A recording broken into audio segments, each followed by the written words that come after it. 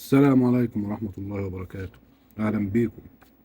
النهاردة شفنا يعني حاجة، الاحتواء التحكيمي اللي شغال اللي مش هيخلص. بس لو كنا راضيين احتواء تحكيمي على الزمالك بس، أهو فريق واحد بيتعمل له احتواء تحكيمي، إنما دلوقتي الزمالك وبيراميدز من الناحية التانية. ومش عارف إيه سلبية إدارة الأهلي. المفروض إن أنت تشتكي حتى في الحاجات دي، لأن دي بتأثر عليك أنت في مسيرتك في الدوري، والنقاط وجمع النقاط دي بتأثر عليك أنت. ساكتين ليه؟ إدارة الأهلي ساكتة ليه؟ البلاوي اللي حصلت في العشر ماتشات اللي يكسبهم بيراميدز الاخرانيين دول، فين رد فعل اداره الاهلي؟ ما بتشتكيش ليه وما بتهددش ليه؟ بتشتكي وترفع للكاف وترفع للفيفا.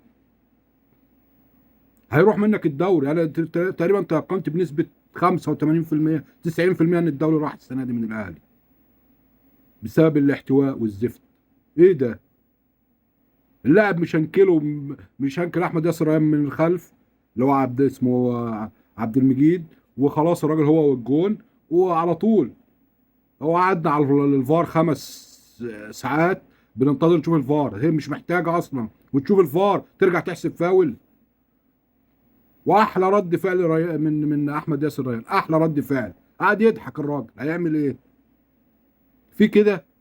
ايه الحكام دي؟ طب ما انت ربنا يحاسبك. يعني انت يا عم الحكم، يعني اما تحكم بين اتنين لازم تبقى عادي، يا اما ما تحكمش. انا مش عارف الحكام دي ازاي بتروح تنام في بيوتها. انت هتعملوا ايه يعني؟ وبعدين بعيد عن الحكام، الاهلي دلوقتي فين رد فعلك على اللي بيحصل؟